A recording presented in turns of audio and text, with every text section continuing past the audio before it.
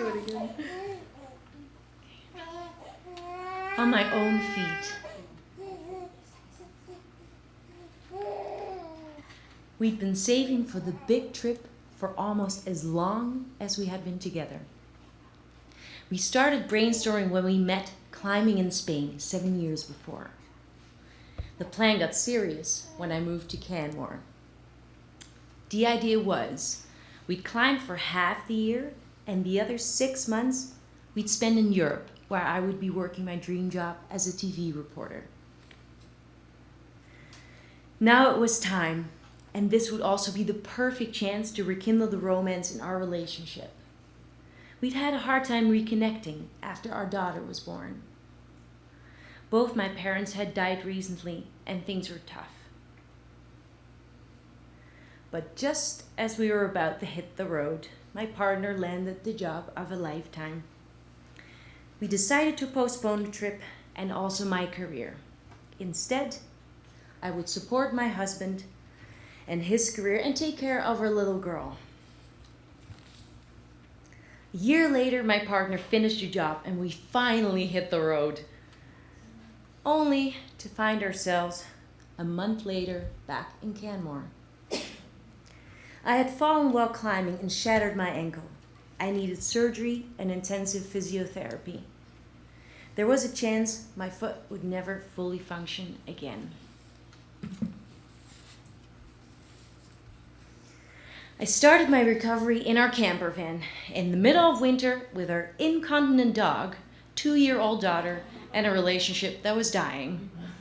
Our water pipes froze.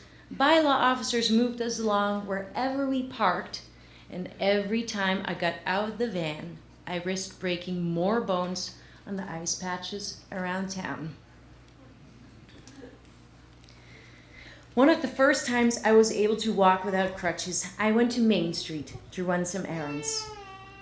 I couldn't resist ducking into an expensive shoe store.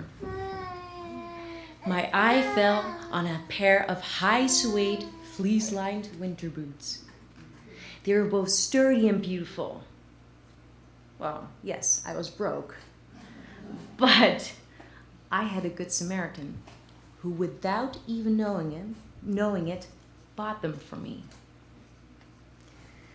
My daughter and I moved into a tiny place while my partner stayed in the van.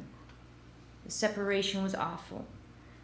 One of my friends compared my situation to living in the trenches. I was depending on an unreliable ex-partner and I needed a job badly. I literally needed to get back on my own 2 feet. Immigration, becoming a mother, losing my parents, and eventually my injury had pushed me into a dependent situation I needed to get out of. I found a job as a stage manager at the Banff Center. I remember getting ready for the job interview, needing someone to manipulate my foot so I wouldn't limp. So basically, somebody had to grab my foot, whack it into place so the bones would align again. And then once my ankle was in place, I put on those beautiful boots. They were my support through my first summer as a single mom. If I'd had more money, maybe the boots wouldn't have been so important. But what mattered to me was that I bought them as a birthday gift from my mom. And although she didn't know she bought them for me, I know she would have if she could have. My good Samaritan, always there when I needed her, just like she promised. So, I got the job, but I had no idea how I was going to do it. I had to carry drum kits, move pianos, put risers together. But having to give the appearance that nothing was wrong helped. I taught myself how to walk through the pain. And the boots helped me stand on my own 2 feet again and pretend I wasn't injured.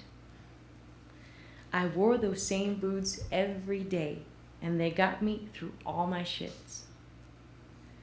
According to my physiotherapist, that's what helped me heal so fast. Those boots showed me I could do it on my own, with a little help from my mom. Thank you.